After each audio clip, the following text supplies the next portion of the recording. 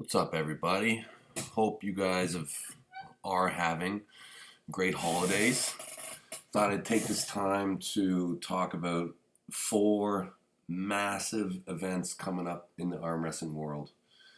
Um, First event, we got, it's like in a week or a little bit more than a week. Got Paul Italia's event. We got at the end of January, we got Kyle DePue's event.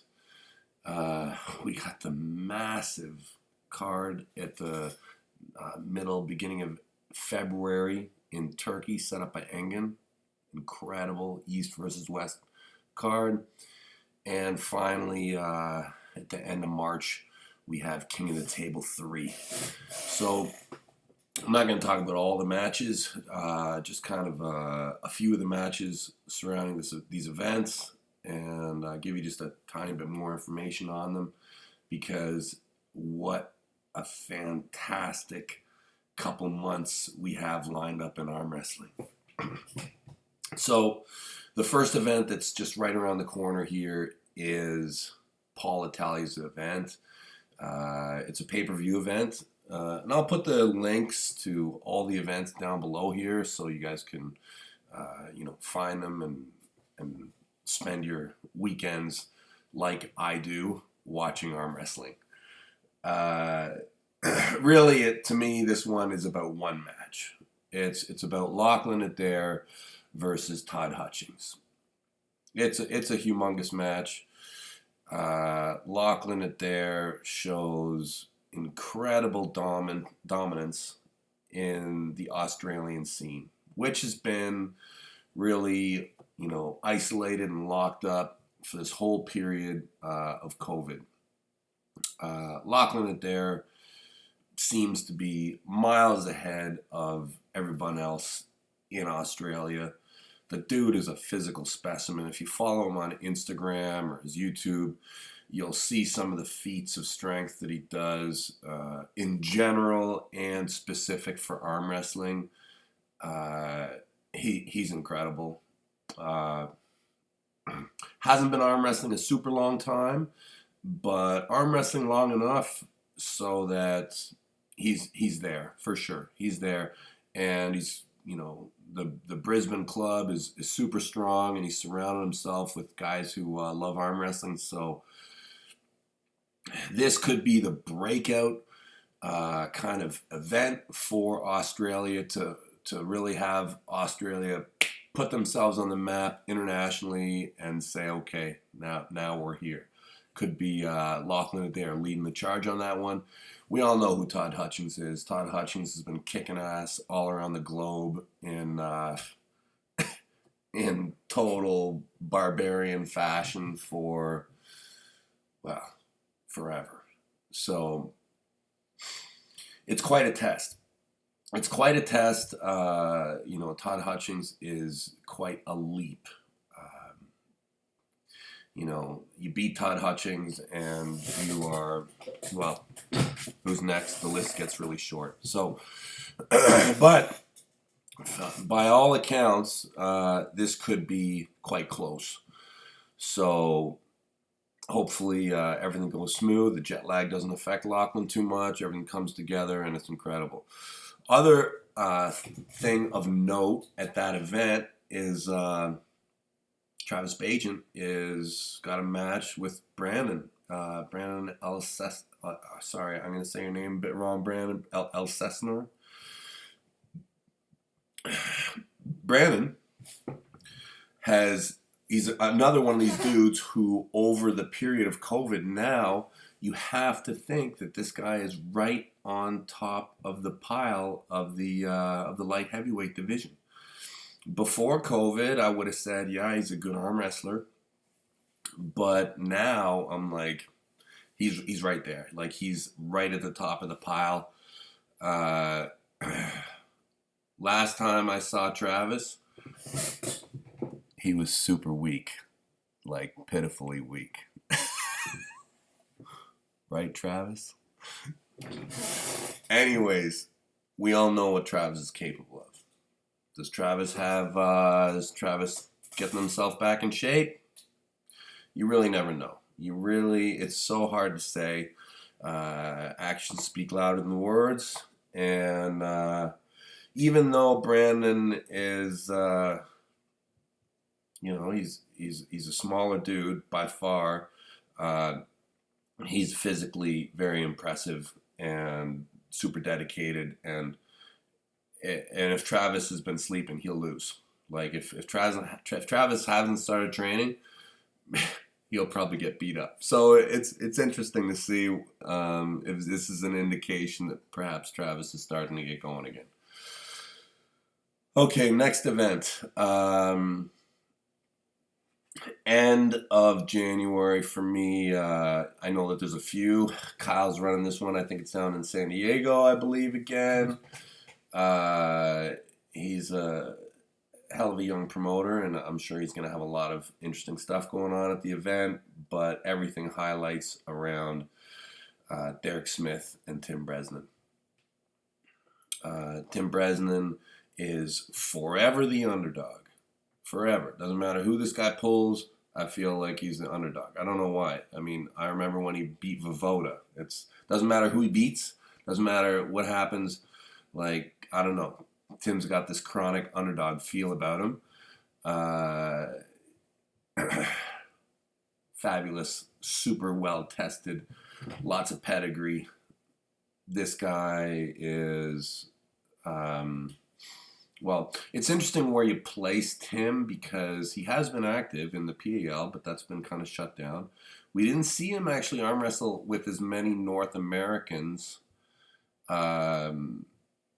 Due to whatever. I don't want to get into why, because Tim was active, absolutely. I think he just chose the PAL route over the WAL route that so many of us did. But for sure, he is, no question, Tim is a guy who could have been in the WL shows and been right at the top. He's right at the top in North America, for sure. And Derek is on his way.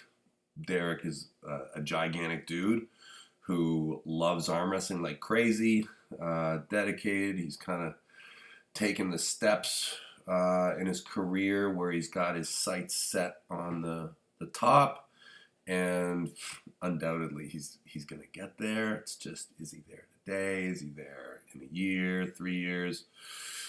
Hard to say exactly, but I'll keep what I think a bit to myself. I'm always wrong anyways. It doesn't matter.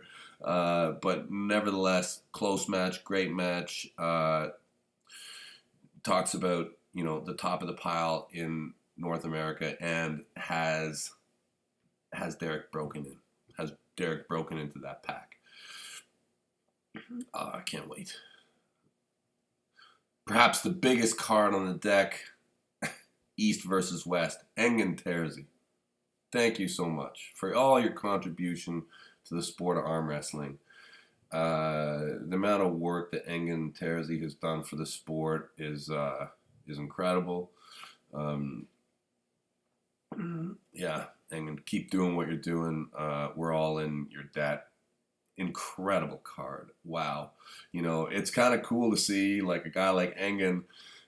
I mean, not to say that he's not competitive, because he's absolutely, I think, training harder than ever. But I think you can see now Engen is starting, seems like, to take more of a promoter's role, which is incredible for arm wrestling. Because Engen asks you to do something, most people will just say yes. So when he's asking all these top arm wrestlers to come together, it's a very impressive card. Again, links are down there. There's a GoFundMe if you guys want to jump in on that, and this event will be covered by Core Sports as well. So you're talking about a full day of arm wrestling, a full day. I'm not going to get into all the matches because there's way too many of them. There's a ton, and they're all like totally premier matches. Ones that particularly interest me, the return of Oleg. I mean, Oleg's back, as we know. He just won WAF again. There we go. Oleg won WAF again. So that's that's awesome because, I mean, Oleg at, what is he? Is he 85 kilo? I think he's 85 kilo right now. I'm not sure exactly. Maybe he's lighter. Anyways, maybe 75 kilo. I'm not sure of Oleg's weight exactly. Either way, he's a lighter guy, and before the accident, he was arguably number one on the planet. Okay, so can he start to creep back up there? Well, I'm always watching Oleg. I mean, anytime Oleg's doing anything, I'm clicking. So that's cool. John and Zoloev are pulling again. Wow. All right. Hot match. That is a hot match. Zoloev versus Brzezinski. Get that stamina working, John. Get that stamina working. Those. Be careful. Be careful. Incredible match. But, out of all the matches on that card, and again, there's a ton of them, I think the one that I'm most excited about, is Artem Morozov. Artem Morozov, the champ from Kazakhstan. He's young, he's strong, he's complete. Dude's fierce. Incredible. I think this guy's I think he's got a destiny, this dude. I mean, to me, like, watching everything I've seen about this guy, he's really something special. So he's pulling Marcio on the right, who is, Marcio is just an incredibly gifted arm wrestler. What do you say? I mean, the guy's been kicking ass for 30 years. Against and on the left you got Cody Merritt, who represents, number one spot in North America, lefty. But I really think that this kid is a tank, and very interested in that match particularly. Well, that set of matches, along with the rest of the card. Anyways, it's super stacked. It's super deep. I just know that I'm gonna have, like, I'm gonna have so much food lying around that I'm just gonna sit here and eat, like, all day long, and try and train hard the day before so that I don't feel so guilty about sitting around all day watching arm wrestling. And then March. Wow. King of the Table. King of the Table is kicking ass. Seriously. Buy the season pass, guys. Buy the season pass. I kind of get to hear a little bit about what they have planned. And it's like dream matches, guys. They're really pulling it off. Like, the matches that everyone wants to see, they're making them come to life. King of the Table 4. King of the Table 5. Oh my god. Anyways, King of the Table 3. Now, let's not get ahead of ourselves. King of the Table 3. I'll kind of talk about all the matches because they're all super cool. Well, I'll tell you, I don't know. It's still to be confirmed, like, what's going on with Hermes and Wagner. I love this match. I hope it's left-handed. I really hope it's left-handed. That's all I'll say. I know that Wagner, like, has got some nerve damage in his right, and I just like to see, like, Wagner be able to pull with his healthy arm. But anyways, whatever happens, incredible. Bowen versus RBJ. Thank you, Core Sports, for making it mandatory for me to waste a half an hour of every single one of my days from now until March listening to these two go back and forth against each other. Thank you for that. But seriously, these guys, I think they legitimately hate each other. And it's probably only going to get worse. You got the super gifted guy against the super hard-working dude. And how's that going to line up? There's definitely going to be a lot of storyline between now and then. I'm sure you guys have been following the sport a little bit. I mean, you go back into these guys' history. I mean, Rob is like WAL hammer holder, light heavyweight. And Bowen is like trying to like butt in line, and everybody's getting pissed that he's trying to get ahead of everybody and get that title shot before it's due. Rob gets pissed off and says $50,000, but it's got to be tested. And then, everything goes crazy for like a good month and a half or something. And, I have to spend way too much time on the internet, keeping up on my soap opera. And gets canceled, right? Because it's just too messy. And, well, it's on now. It's on, and they're doing it. So, incredible match. I like it when guys hate each other in the arm wrestle. I'm not gonna lie, I think it's cool. Like Sarah Backman versus Gabriela Vasconcelos. What a story. Gabriela Vasconcelos she's the greatest female arm wrestler. Just to make it simple, like. Gabriela Vasconcelos she's more decorated than anybody. I think I heard that she has over 30 WAF gold medals.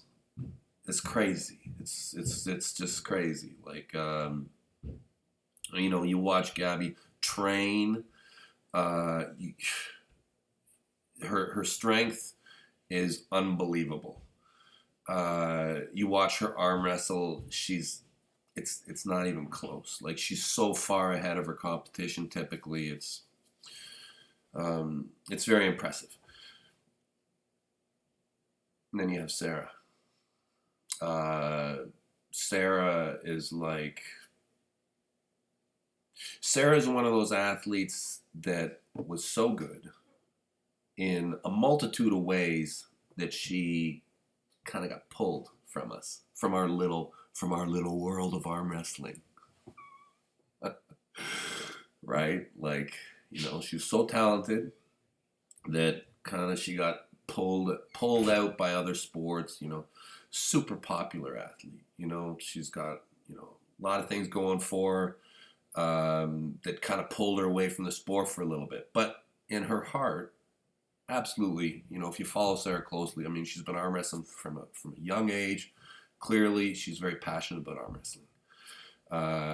Looks like, when she came to America, she kind of worked through a lot of things to a place now where she seems stable.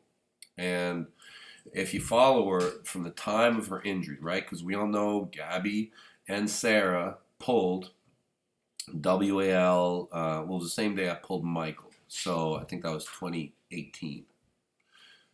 I think. Anyways, Sarah hadn't been pulling a super long time. They kind of called her back to do the match. I don't know how many months she had, but either way, to be at that level, it takes time. It takes, even if you grew up doing it, even if you've done it for 10 years, if you put it away for too long, it still takes you a while to get up to that high level. Gabriela punished her. Gabriela ripped her shoulder out round one. And check out the match, guys. Go to WAL, type Gabby versus Sarah. Gabby destroyed her. But, what happened to Sarah after that? Is it like champion mindset? Big time champion mindset. Sarah Backman has not stopped since that injury. You watch her get stronger and stronger and stronger and stronger in her training, in her focus. Watch her arm wrestle dudes, watch her arm wrestle. She's had a few matches, done incredible. certainly in better shape now. So, anyways, it's an exciting match, exciting female match, exciting top level match in arm wrestling. Anyway, so there's tons going on. There's tons. So thanks to all the promoters out there who are, giving us stuff to watch. And hey, June, after I finish my slump, I still gotta chill out for a while. The thing about a slide is the reason you climb up is to go down, right? It's very important. So, anyways, have a great holidays, guys. Enjoy the dark period between Christmas and New Year's. Probably some of the darkest days. It's over soon. New Year's coming soon, guys. Stay massive, everybody.